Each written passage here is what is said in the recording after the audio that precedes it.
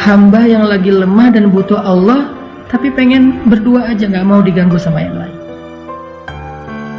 Pengen berdua aja sama Allah, pengen ngadu sama Allah. Ya Allah, saya punya banyak masalah. Ya Allah, saya lemah. Ya Allah, saya capek. Terus saya harus gimana ya Allah?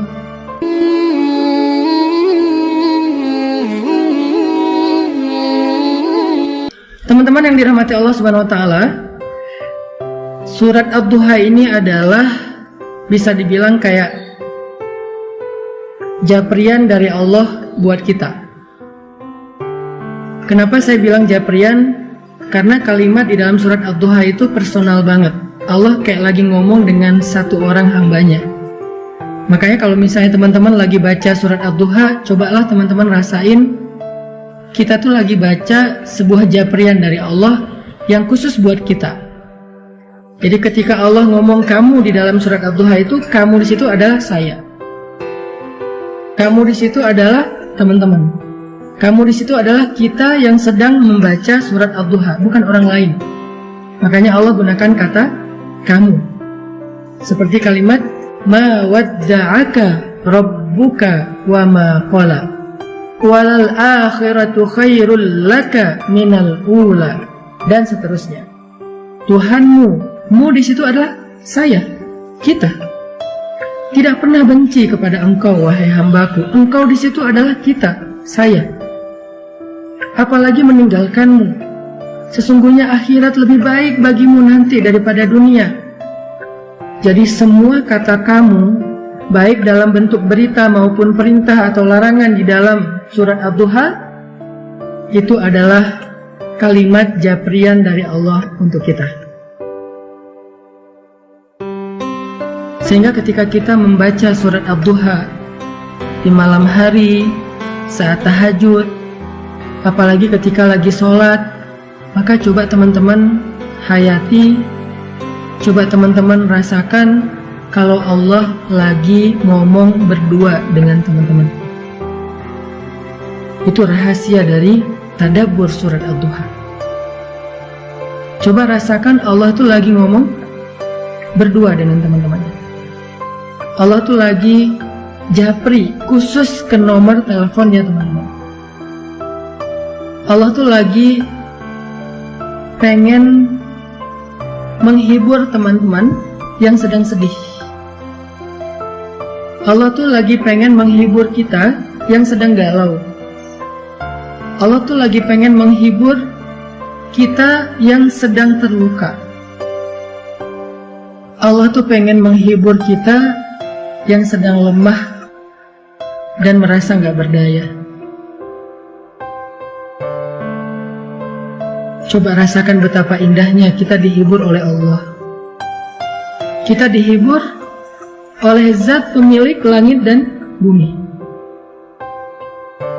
Kita dihibur oleh yang maha kasih sayangnya berlimpah. Kita dihibur oleh Zat yang maha indah. Kita dihibur oleh Zat yang paling penyayang. Allah itu punya rasa kasihan yang sangat besar kepada kita. Lebih daripada kasihan seorang ibu kepada hambanya. Lebih daripada kasihannya seorang ayah kepadanya. Lebih daripada kasihannya seorang suami kepada istri. Atau seorang istri kepada suami. Atau anak kepada orang tua. Coba rasakan ketika membaca surat Ad-Duha, Allah lagi bicara dengan kita sendiri, bukan dengan orang lain. Ini bukan ayat broadcast, ini ayat japrian. Makanya Allah tidak mengatakan kalimat ya ayyuhalladzina amanu. Kalau ya ayyuhalladzina amanu itu ayat broadcast. Tapi ma wadda'aka rabbuka wa ma qala itu ayat japrian. Jadi coba kita rasain kalau Allah itu lagi ngejapri kita, teman-teman. Allah itu lagi seolah-olah pengen meluk kita yang erat, supaya Allah bisa menyentuh kita dengan sentuhan kasih sayang, karena Allah paham banget kalau saat ini kita sedang lemah. Karena Allah paham banget kalau saat ini kita sedang dalam keadaan merasa sendirian, sepi, gak punya siapa-siapa yang bisa diharapkan. Karena Allah tahu banget, ngerasa banget gimana yang kita rasain hari ini, bahwa kita itu merasa sedang kecewa. Makanya Allah pengen bicara berdua dengan kita. Itulah perasaan Nabi ketika ayat ini turun, teman-teman. Perasaan kehilangan, perasaan takut, perasaan bingung, perasaan galau, perasaan lemah, perasaan kecewa, sedih. Perasaan-perasaan itu benar-benar mengganggu Nabi sekian hari. Nabi seperti orang yang kehilangan ayah, ibu, istri, anak, pasangan sekaligus, sehingga beliau menjadi bingung harus kemana. Setiap hari bayangin, Nabi setiap hari naik ke bukit yang ada di kota Mekah, memandang ke langit, pengen ngadu sama Allah. Nabi tuh pengen ngadu sama Allah, ya Allah, saya punya banyak masalah, kemana engkau ya Allah? Ya Allah, saya punya banyak masalah, kemana Jibril?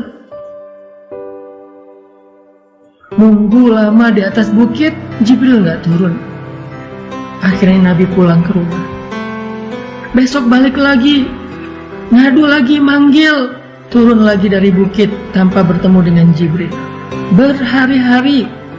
Ada ulama yang mengatakan 12 hari, ada yang ulama mengatakan hampir 1 bulan dalam puncak perasaan galau dan khawatir yang luar biasa itu. Tiba-tiba Allah Subhanahu wa ta'ala menurunkan surat Ad-Duha. Allah utus Jibril.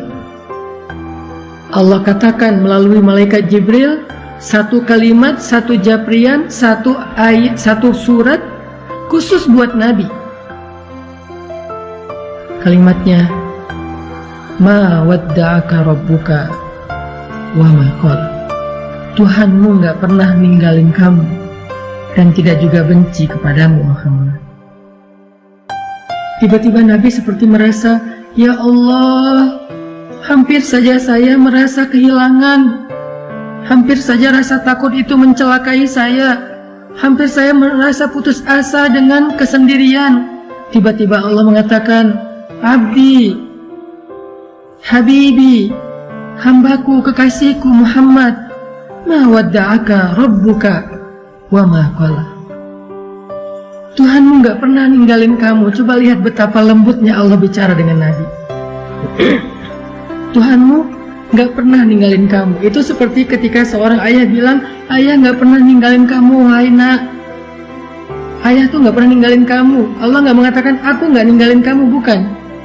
Tuhanmu berarti seperti menyebut kalimat yang lembut. Sama kayak kita memanggil anak kita, ayah sayang sama kamu, bukan aku sayang sama kamu. Ini adalah kalimat yang sangat lembut dari Allah. Ma wadda'aka rabbuka wa ma qala. Tuhanmu gak pernah ninggalin kamu, apalagi benci sama kamu.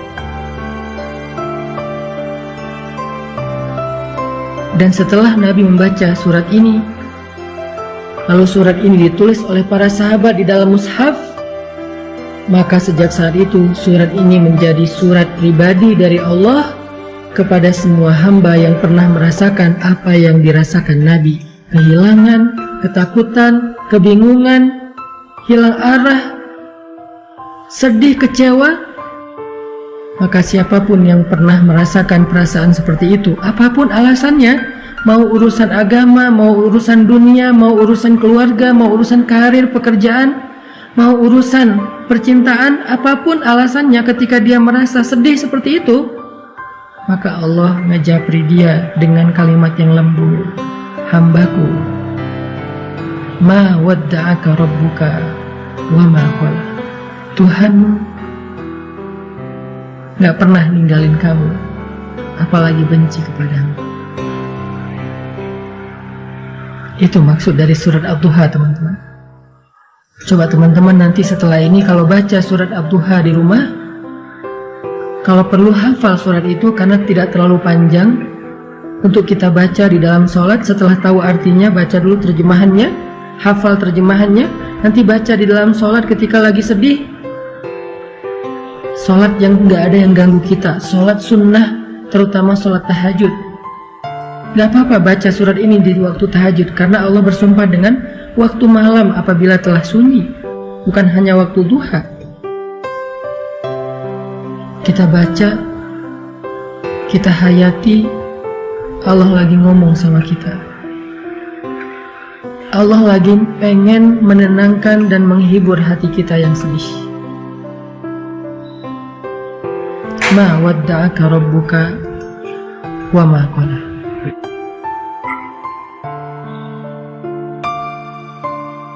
Kemudian Allah katakan juga, walal akhiratu khairul laka minal ula. Akhirat itu lebih baik bagimu daripada dunia.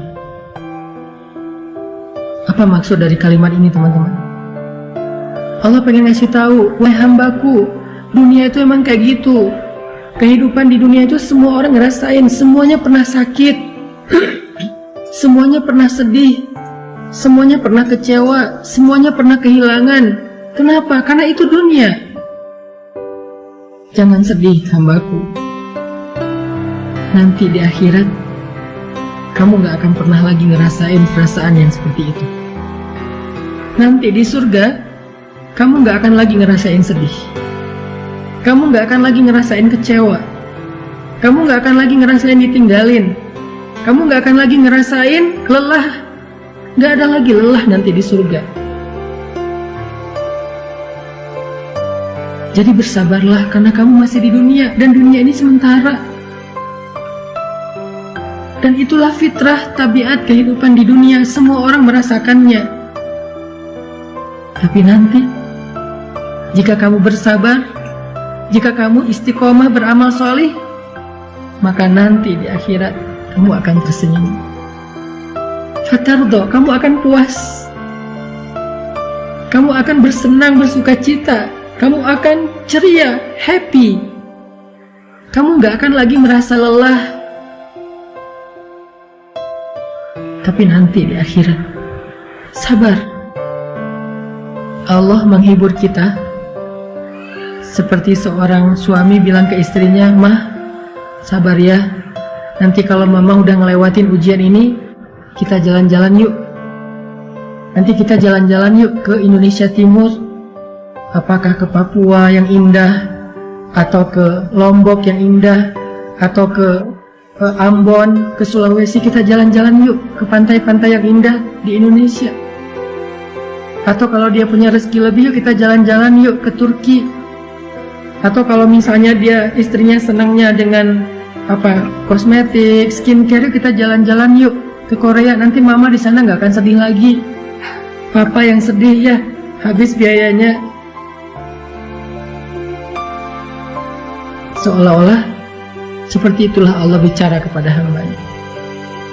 Seperti seorang suami yang sedang menghibur istrinya dengan sebuah janji bahwa kalau istrinya sabar, bahwa kalau istrinya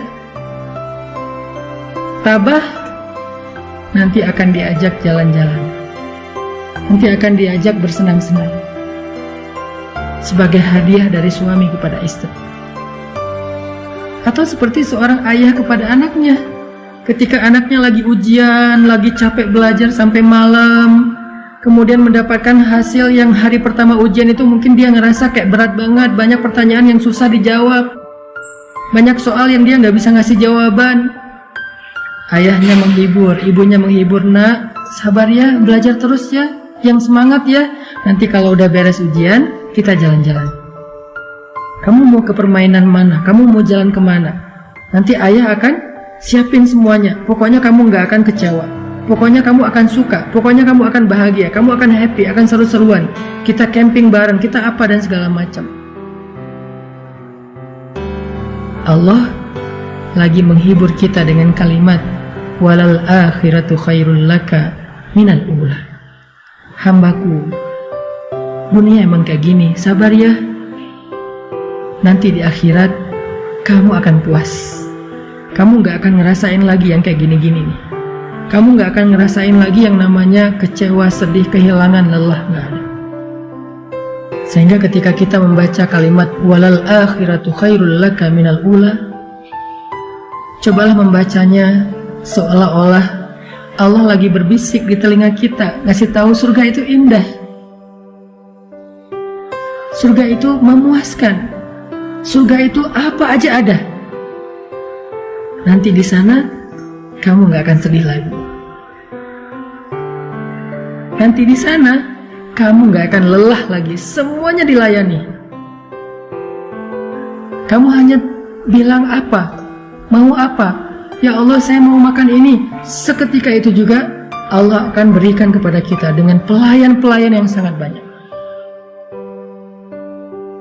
Rasakan seolah-olah Allah lagi berbisik di telinga kita bahwa kalau kita bisa melalui ujian ini dengan sabar, dengan istiqomah, nanti Allah akan ngajak kita jalan-jalan di surga. Dan coba dengarkan itu dengan hati.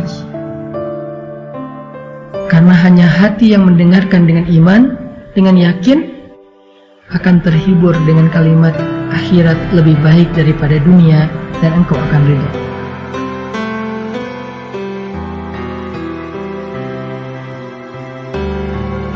Setelah Allah katakan kalimat-kalimat ini, walal akhiratu khairul laka minal ula wala sawfa yu'tika rabbuka fatardha, maka kalimat berikutnya Allah pengen kita melihat flashback kepada masa lalu. Allah pengen kita merenungkan masa lalu kita. Siapa yang selama ini membantu kita? Siapa yang selama ini menolong kita ketika kita punya masalah? Siapa yang menghidupkan kita, menciptakan kita, memelihara kita, memberi kita rezeki selama ini? Bukankah Dia Allah yang ngasih kita kehidupan? Bukankah Dia Allah yang ngasih kita keluarga? Bukankah Dia Allah yang ngasih kita makanan, yang ngasih kita rezeki, yang ngasih kita pemeliharaan? Alam yajidka yatiman fa'awa wa wajadaka dhallan fahada wa wajadaka ailan fa'aghna.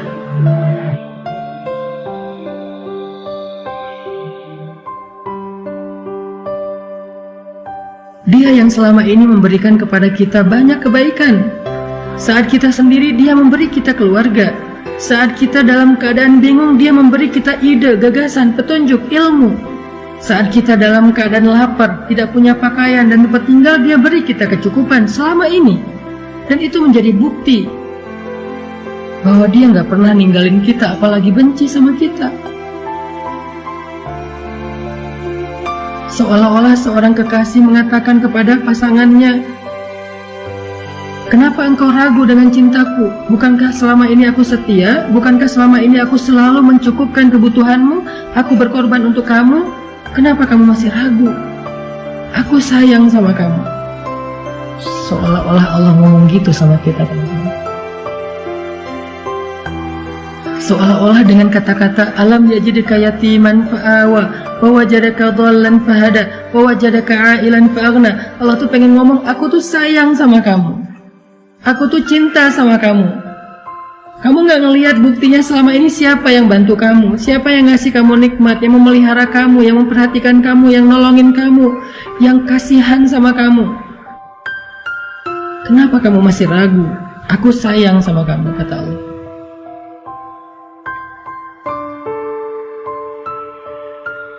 Sehingga dengan ayat itu Allah pengen kita yakin, kita percaya kalau Allah itu gak benci sama kita. Manusia boleh datang dan pergi, tapi Allah nggak pernah meninggalkan kita.